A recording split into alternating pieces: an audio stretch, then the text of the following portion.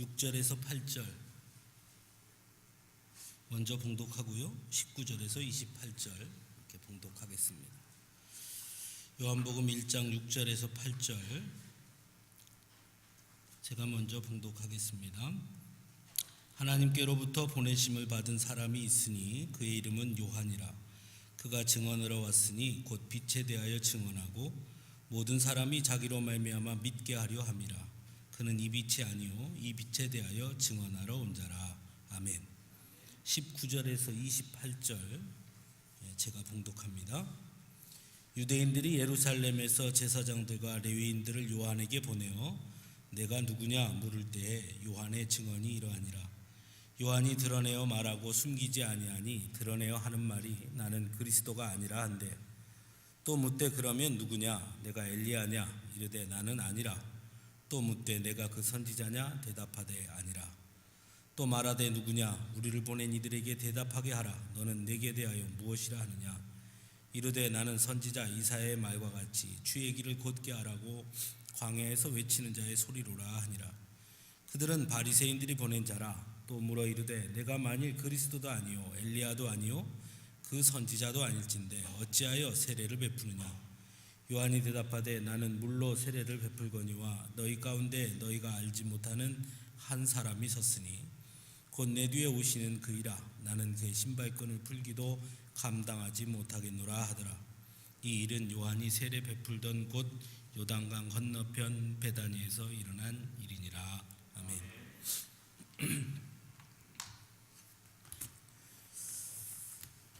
12월을 떠올리면 가장 먼저 기억나는 것이 성탄절이죠. 그렇죠? 성탄절의 주인공은 누굽니까?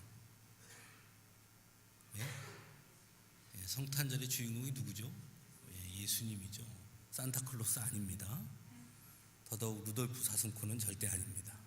예수님이 성탄의 주인공이죠.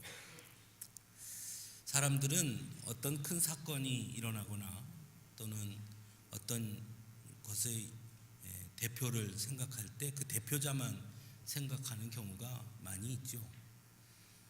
대표적인 것이 이스라엘 백성들이 가나안에 정착할 때 가나안의 정복 전쟁을 이끈 장군은 누굽니까? 여호수아죠. 복음서 이후에 초대교회가 형성되는 데 있어서 전도 여행을 세 차례나 하면서 교회들을 세운 하나님이 세운 최고의 전도자는 또 누굽니까? 사도 바울이지요. 12월의 주인공은 예수님이고요. 그런데 성경은 항상 그런 주인공들 외에 2인자가 있었음을 항상 이야기하고 있습니다. 여호수아 밑에 2인자는 갈렙이었죠. 사도 바울의 밑에 2인자는 실라였을 겁니다. 예수님 밑에 2인자는 누구였을까요? 그는 바로 세례 요한일 겁니다. 성경에는 수많은 인물들이 등장하는데요, 그 중에서도 이 세례 요한은 매우 특별한 사람이었음을 우리는 복음서를 통해 알 수 있습니다. 그는 출생부터가 매우 특별한 사람이었습니다. 그의 부모는 제사장 가문이었고요, 그의 아버지는 제사장이었습니다. 근데 나이가 많아서 많이 늙었고, 그런데 그때까지 자식이 없었습니다. 그런 그들에게, 그 부모에게 하나님이 자식을 줍니다. 그 기적의 아이죠. 그게 바로 세례 요한이었습니다. 세례 요한은 태어나기 전부터 천사가 이름을 지어주고요, 요한이라 해라 이렇게 이름을 지어줬고, 태어나기 전부터 그가 매우 큰 아주 중요한 일을 할 것이라고 천사가 일러줍니다. 메시아의 길을 예비할 자가 될 것이다 이렇게 이야기해 주죠. 그러니까 세례 요한은 태어날 때부터 범상치 않았습니다. 장성한 이후에도 세례 요한은 매우 특이했습니다. 성경에서 보는 것처럼 그는 낙타 털옷을 입었고요, 허리에는 가죽띠를 띠고 메뚜기와 석청을 먹고 살았습니다. 매우 특별하지요. 세례 요한이 는 예수님보다도 먼저 회개하라 천국이 가까웠느니라 이 말씀도 사실은 예수님보다 세례 요한이 먼저 선포했습니다. 그런 세례 요한의 선포를 들은 수많은 사람들, 특별히 마가복음 1장 5절에 의하면 온 유대 지방과 예루살렘 사람이 다 나아가 자기 죄를 자복하고 요단강에서 그에게 세례를 받았다라고 증거할 만큼 세례 요한은 그 당시 어마어마한 영향력, 인기를 끌고 있었습니다. 또한 세례 요한은 두려움도 없던 사람입니다. 감히 분봉왕 헤롯의 잘못을 아주 적나라하게 지적하고 조금도 타협하거나 물러서지 않았습니다. 매우 용기 있는 사람이었죠. 이런 사람들을 대부분의 군중들은 당연히 좋아할 수밖에 없습니다. 용기도 있고 매우 특이하고 그리고 매우 특별하니까요. 태어날 때부터 매우 특별한 그런 이야기, 스토리를 가지고 있고, 더군다나 유대 땅은 어떤 땅입니까? 무엇보다 중요한 것이 가문이 중요하고 혈통이 중요한데, 세례 요한은 혈통적으로 봐도 아주 대단한 혈통을 지닌 사람이었으니까요. 수많은 사람들이 그를 따라다니게 됩니다. 실제로 우리가 아는 것처럼 요한복음 1장 35절에서 42절에 보면 예수님의 최초의 제자들 역시 원래는 세례 요한의 제자들이었습니다. 정말 구름대같이 세례 요한이 가는 곳마다 사람이 몰려들었고, 우리가 잘 아는 것처럼 예수님도 바로 이 세례 요한에게 세례를 받습니다. 예수님은 세례 요한보다 6개월 뒤에 태어납니다. 사람들은 이렇게 되면 세례 요한과 예수님을 비교하기를 좋아합니다. 당연하죠. 과연 누구가 진짜일까? 이러지 않았겠어요? 그런데 인간적으로 생각해 보면요, 세례 요한과 예수님은 비교할 갭이 안 됩니다. 세례 요한은 가문적으로 봐도 앞에서 말씀드렸지만 아버지가 제사장이고요, 예수님은 목수입니다. 거기서부터 차이가 나죠. 물론 성령으로 인해 잉태했다고는 하지만 그것을 믿지 않는 사람들이 볼 때에는 예수님의 탄생은 뭔가 의심스럽습니다. 결혼도 하지 않은 여자의 몸에서 태어났으니 말입니다. 그와 반면에 세례 요한은 천사가 점지해 줬잖아요. 그러니 당연히 예수님과 세례 요한을 인간적으로 비교해 보면 세례 요한이 월등히 뛰어났다 할 수 있습니다.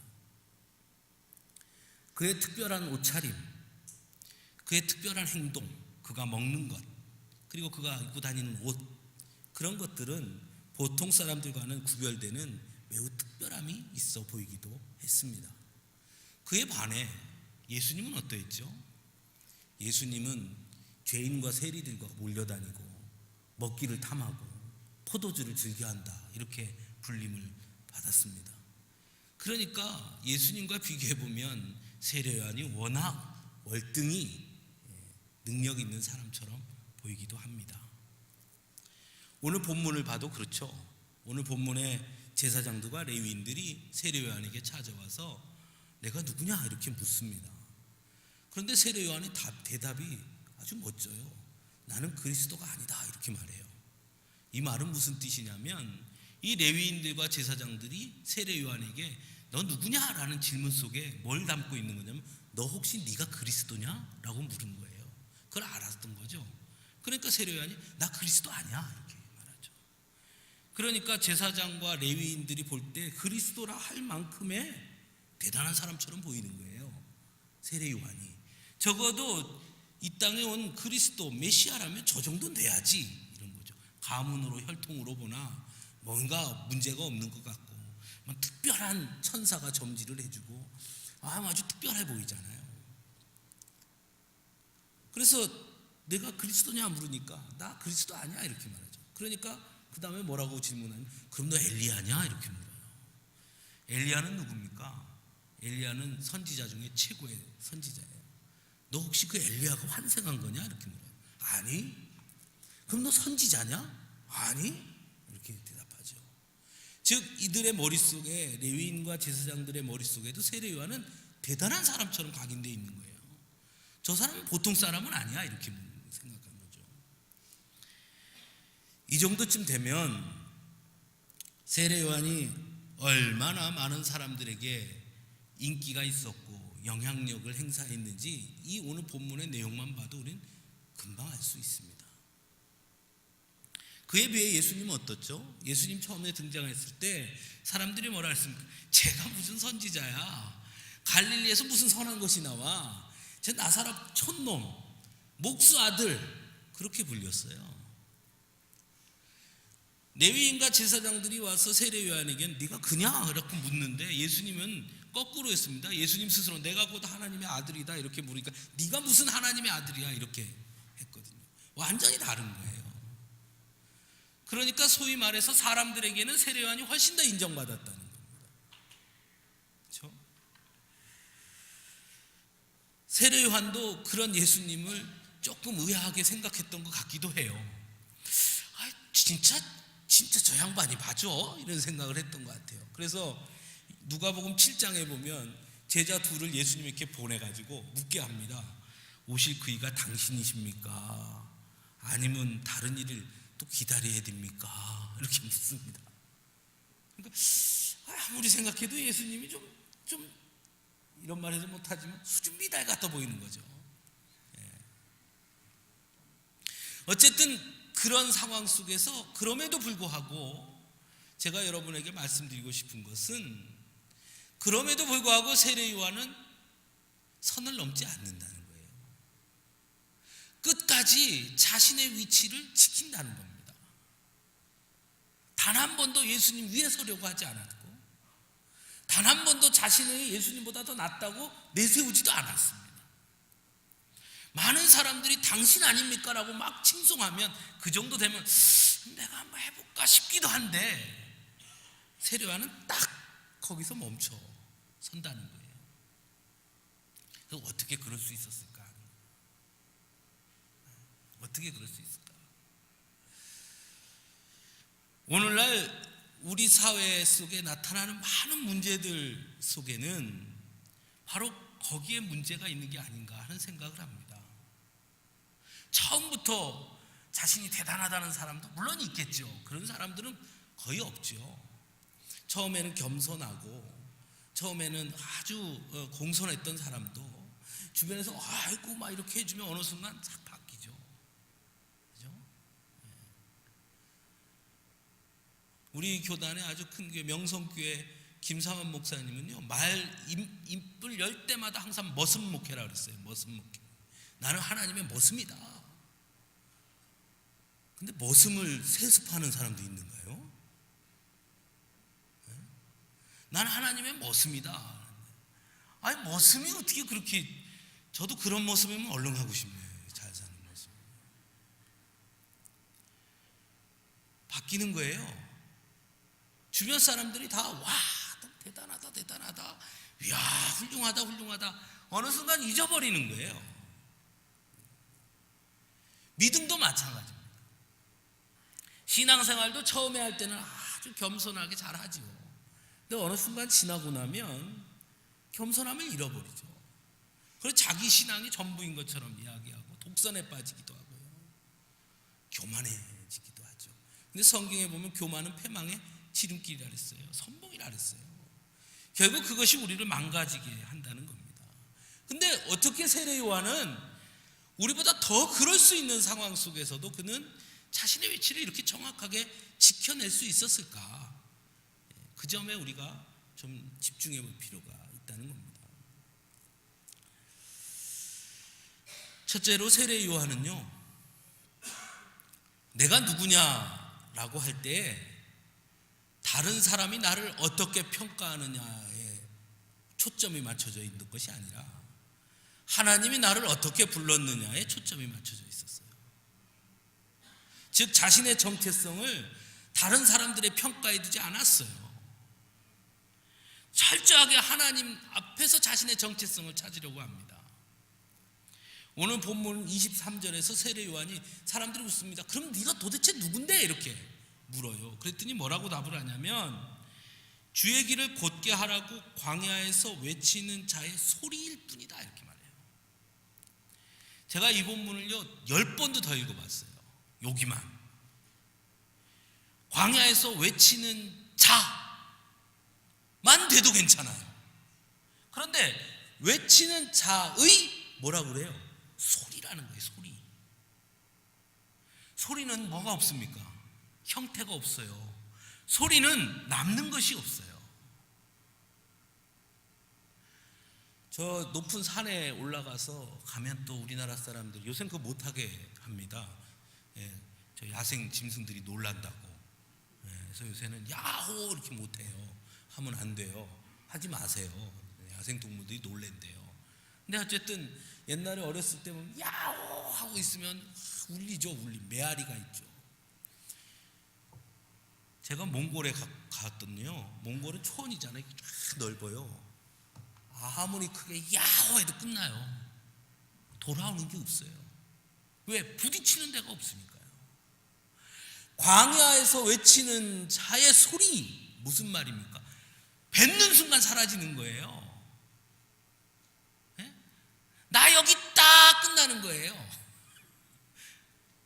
광야에서 외치는 자도 아니고 외치는 자의 소리, 울림도 메아리도 없는, 금방 사라질 수밖에 없는 존재.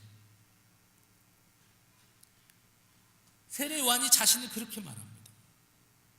너 누구냐? 나 광야에서 외치는 자지. 이게 아니라 외치는 자의 소리야. 소리일 뿐이야.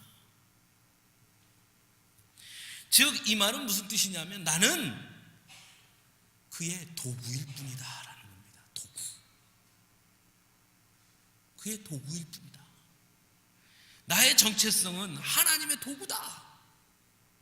그걸 정확하게 자각하고 있었던 것이죠. 이런 사람이 세례 요한만 있었던 건 아닙니다. 사도 바울도 마찬가지였어요. 유명한 본문이죠. 로마서 14장 8절. 우리가 살아도 주를 위해 살고 죽어도 주를 위해 죽나니 그러므로 사나 죽으나 우리가 주의 것이로다. 똑같은 뜻 아니에요?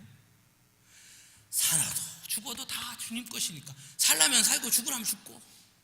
그래서 빌립보서 1장 20절에서 21절에는 살든지 죽든지 내 몸에서 그리스도가 존귀하게 되게 하려 하나니 이는 내게 사는 것이 그리스도니 죽는 것도 유익합니다.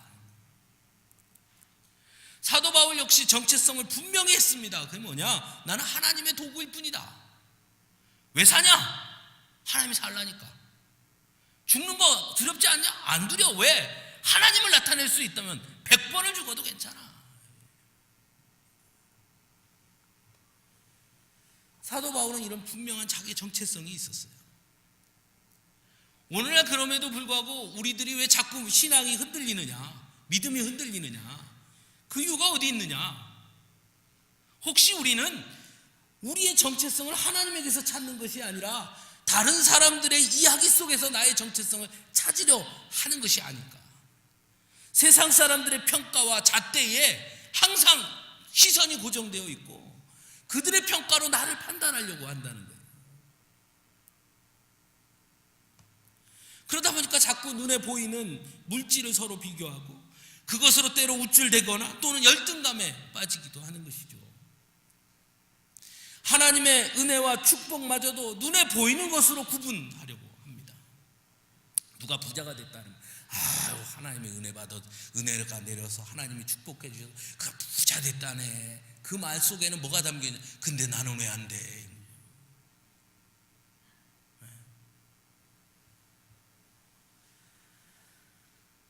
그런 것으로 하나님의 축복을, 하나님의 은혜를 평가하려고 하는 것이죠. 그러나 사도 바울과 세례 요한은 그러지 않았어요. 사람들이 그에게 네가 그리스도냐, 엘리야냐, 선지자냐 아무리 떠들어도 흔들리지 않았어요. 아니, 나 아니야. 나는 하나님의 도구일 뿐이야. 그래서 세례 요한의 분명한 자기 정체성이 없습니다.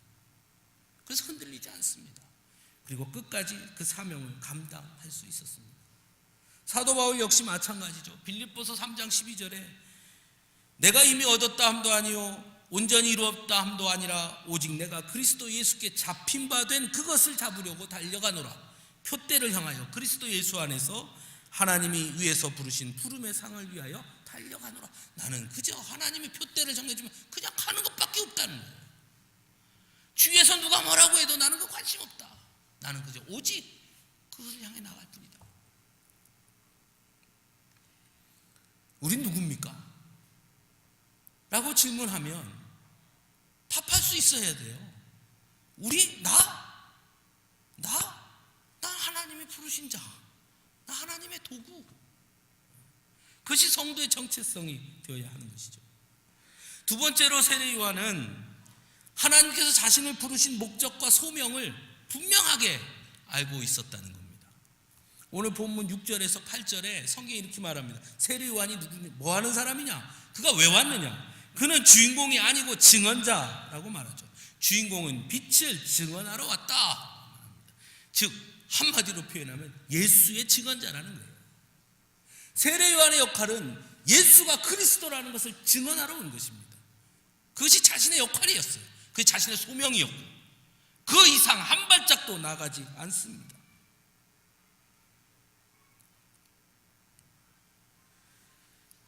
하나님은 우리에게도 소명을 주셨다고 저는 믿습니다.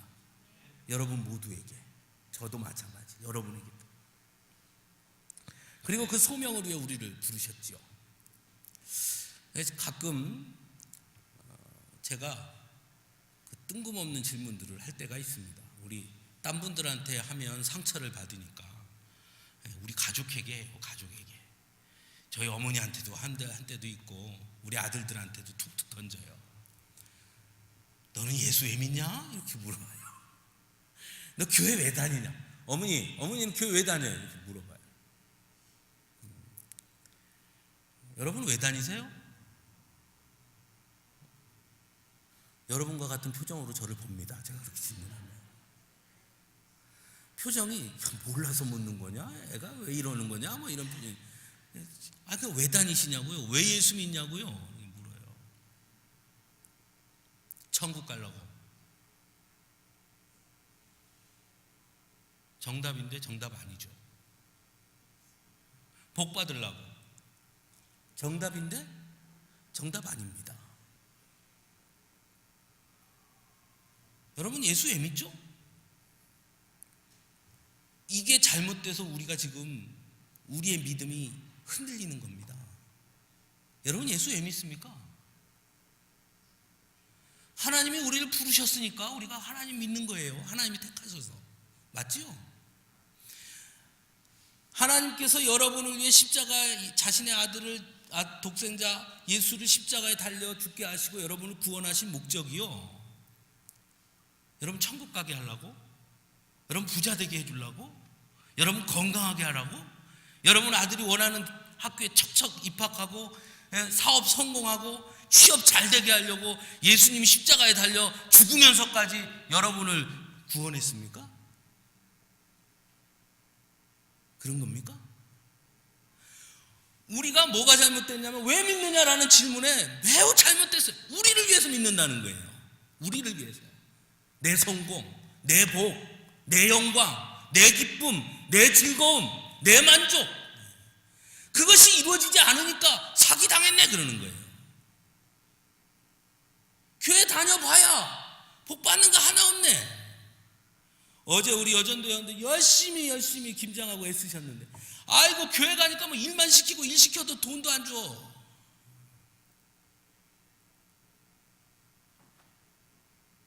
그런 게 뭐하러 다녀? 안 다니는 거죠. 목적이 잘못된 거예요. 예수님이 여러분을 부르신 이유는 천국 가라고 성공하라고 부자 되라고가 아니에요. 분명히 부르신 목적이 있습니다.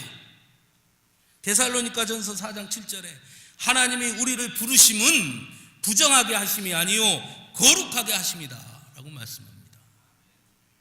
베드로전서 2장 9절 여러분 잘 아는 말씀이에요. 너희는 택하신 족속이요 왕같은 제사장들이요 거룩한 나라요 그의 소유가 된 백성이니 이는 너희를 어두운 데서 불러내어 그의 기이한 빛에 들어가시게 하신 이에 그 다음이 중요해요. 아름다운 덕을 선포하게 하려 하심이라. 그래서 우리를 부르셨다는 거예요. 하나님의 분명한 목적이 있어서 우리를 부르셨다는 겁니다. 하나님을 위해서, 나를 위해서가 아니라. 예수님도 그것을 동일하게 말씀하세요. 너희는 먼저 그의 나라와 그의 의를 구하라. 그게 너희가 할 일이다. 무엇을 먹을까 무엇을 입을까 염려하지 말라. 그는 이방인들이나 구하는 것이다. 분명히 말씀하셨어요. 그러나 그럼에도 불구하고 오늘날 믿음의 사람들인 우리들의 관심이 어디에 있느냐는 거예요.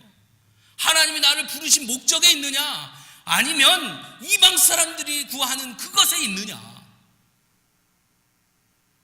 하나님의 축복이 무엇이냐? 세상 사람들이 구하는 것에 축복이 있다고 보는 것이 아닌가. 그것입니다. 그래서 자꾸 흔들려요, 믿음이. 그래서 작은 것에 일희일비해요. 하나님이 주신 사명을 절대로 감당할 수 없죠. 관심이 다른 데 있는데요. 그러나 세례 요한은 오직 자신이 증언할 메시아 예수에게만 집중되어 있었던 사람이었습니다. 그래서 가장 먼저 예수님을 보고 세상 죄를 지고 가는 하나님의 어린 양이라고 증언했습니다.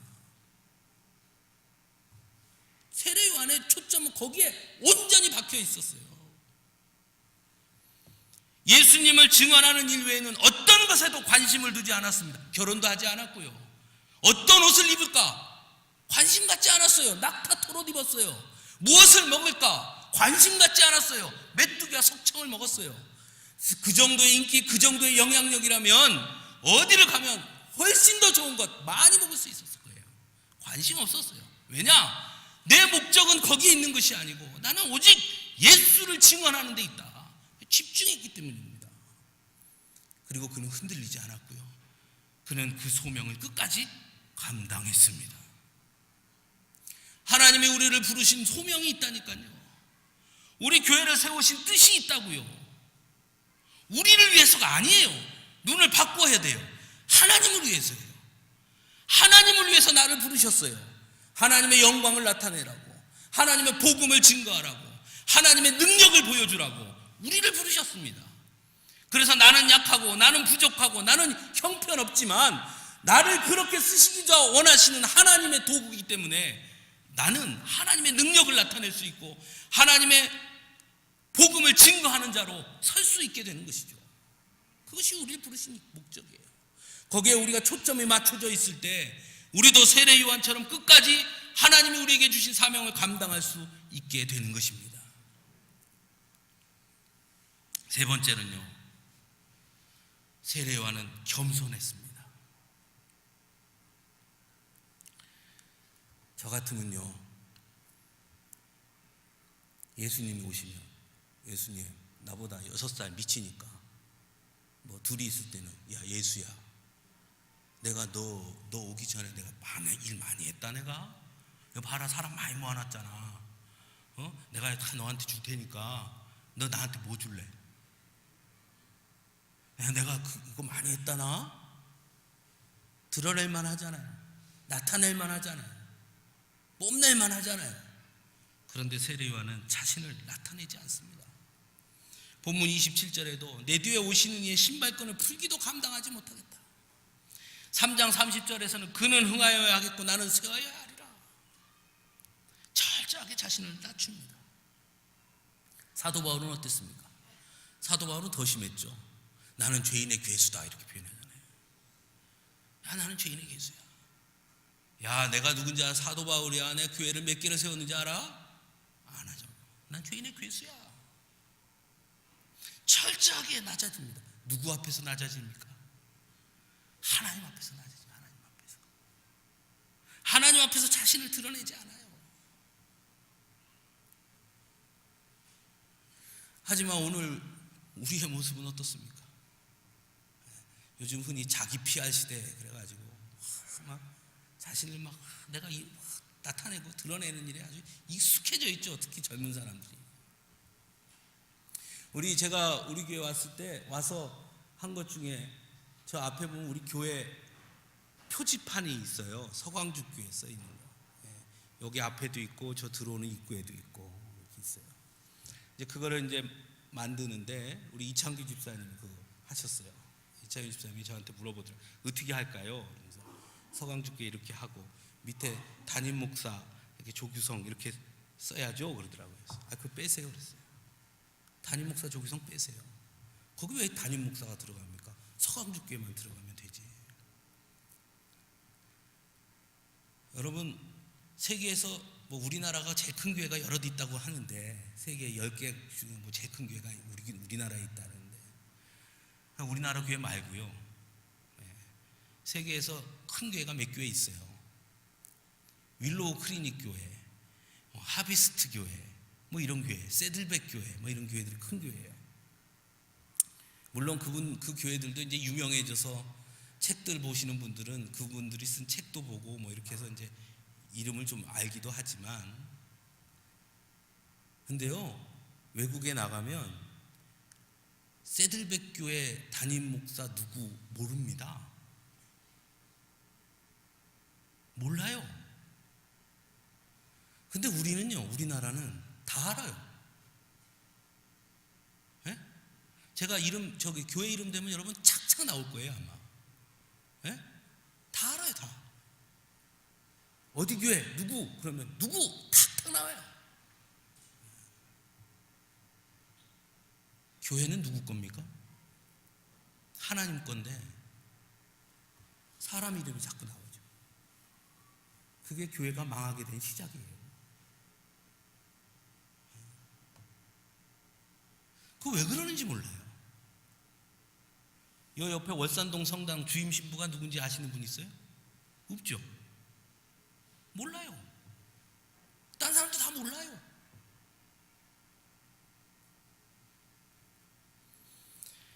자꾸 자신을 드러내고 하나님의 영광보다 자신을 자꾸 앞세우면 겸손함을 내세울 수가 없죠. 하나님의 영광을 드러나는 것이 아니라 자기가 나타나는 것이죠. 시간이 좀 지나갔는데 제가 좀 웃긴 얘기를 하나 해드릴게요. 우리나라는 지역이 많잖아요. 뭐 전라도, 경상도, 충청도, 강원도, 경기도. 근데 제가 물론 경상도는 안 살아봤습니다만은, 뭐 사람들을 많이 만나, 뭐 신학교 가니까 사방 다 온 친구들도 있고 다 이렇게 보니까 충청도 사람들이 제일 겸손해요. 그거 어디서 보면 알 수 있냐면요, 요새도 그거 하는지 몰라요. 왜 사복고시 패스하고 그러면 마을 어귀에다 탁 현수 막 이렇게 붙여놓잖아요. 그래서 무슨 전주 이씨 몇 대손 누구 뭐 장남 뭐 이름 다 붙여놓고 뭐 사복고시 뭐 합격을 축하합니다 이렇게 붙여놓잖아요. 그죠? 그 충청도에도 그런 건 붙입니다. 붙이면 이제 동네 사람들이 그 집에 와서 아이고 어째 이렇게 아들을 잘 키웠대요 이렇게 할 거 아니에요. 그러면 뭐라 하느냐면 다 이렇게 막 아이고 태어날 땐 그게 사람 노릇이나 할까 했는데 어떻게 하다 보니까 그냥 그게 어떻게 뒷구녕으로 해가지고 그냥 시험 하나 조그만 거 붙어갖고 그런 건데 뭘 그걸 갖고 그래요 이러고 있지. 아이고 요번에 그 아들이 공부 잘해갖고 저 대학에 서울에 좋은데 합격했다면서요. 그러면 아이고 그 개나 소나 다 들어가는데 그 뭐 그냥 이렇게 뒷구녕으로 들어간 거 가지고 뭘 그런데요. 알고 보니까 뭐 서울대학교 합격한 거. 좋은데 취업했다면서요.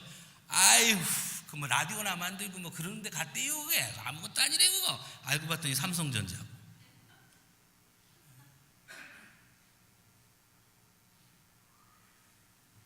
얼마 전에 그래서 제가 그 충청도 사람을 만났어요. 그래갖고 한참 그런 얘기해요. 요새도 그러냐? 그러니까 요새는 안 그런데요.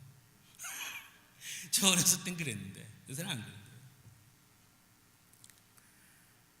겸손함을 잃어버리면요 하나님의 영광을 나타낼 수가 없어요. 자기가 나서면. 왜 그러냐?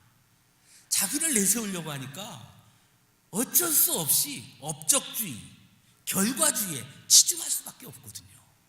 나를 나타내야 되니까. 그러니까 내가 뭐 이만큼 했어, 내가 뭐 이만한 거 해놨어, 이거에 치중할 수밖에 없어요. 그러니까 하나님의 영광은 뒤에요. 하나님이 기뻐하심이 아니라 사람들에게 뭔가 보여줄 거가 더 중요해져 버리는 거예요. 하나님의 영광이 나타날 수 없죠.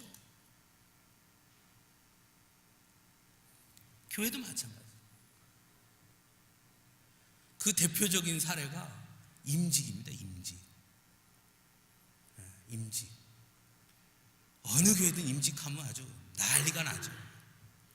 항상 보면 임직해서 된 사람이 문제가 아니라 안 된 사람이 문제예요. 안 된 사람들 만나보면요, 똑같이 그게 무슨 짰는지 아니면 어디 그렇게 말하라고 교과서에 나오는지 모르겠는데, 만나보면 다 똑같은 말이에요. 뭐라 그러느냐? 내가 얼마나 교회를 위해서 이렇게 하고 말이야, 내가 했는데 세상에 안 알아준다고 그래요. 안 알아준다고. 내가 그렇게 해도 알아주지도 않고, 나 알아주지도 않고, 그런데 내가 뭐하러 그 교회 다니겠습니까? 그러는 거예요. 그럼 무슨 얘기입니까 그게? 알아달라는 거예요. 알아달라는. 누가 알아주면 됩니까? 예? 하나님이 알아주면 되잖아요. 그 왜 누구 보고 알아주라는 거예요? 그럼 제가 그렇게 답하죠. 나는 알아요. 근데 나도 한 표밖에 안 되는 걸 어떻게 하란 말이에요? 난 아는데.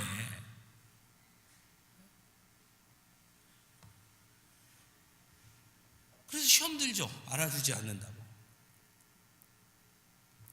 성도는 하나님 앞에서 겸손한 것입니다. 하나님이 아시면 되는 거예요. 그렇지 않아요? 하나님이 아시면 되는 거예요. 세례 요한, 어떻게 그가 끝까지 그 사명을 감당할 수 있었습니까? 하나님이 아신다는 거예요. 그럼 되는 거예요. 사람들이 뭐라고 하든 하나님이 아시면 되는 거예요. 사도 바울 마찬가지였습니다. 하나님이 아시면 되는 거예요. 그래서 오히려 나를 감추고 하나님을 드러내고 하나님을 나타내는 사람이 된 것입니다. 그리고 그런 그들이 하나님이 주신 사명을 감당했던 것입니다. 사랑하는 성도 여러분, 세례 요한을 가만히 생각해 보면 그는 어떻게 보면 평생 이인자였습니다. 우리가 볼 때는. 그러나 여러분, 하나님의 눈에도 세례 요한이 이인자였을까요? 저는 그렇게 보지 않습니다. 성경에 이렇게 표현하죠. 사람이 난 자 중에 가장 큰 자다. 하나님이 그렇게 높여주시잖아요. 그것이 영광 아닙니까? 우리는 하나님의 부르심을 받은 자로 하나님이 주신 소명과 사명을 깨닫고 그 일을 끝까지 감당하되 하나님 앞에 철저히 낮아져서 하나님의 영광을 나타내는 복된 자녀들이 모두 될 수 있기를 간절히 바랍니다. 기도하겠습니다.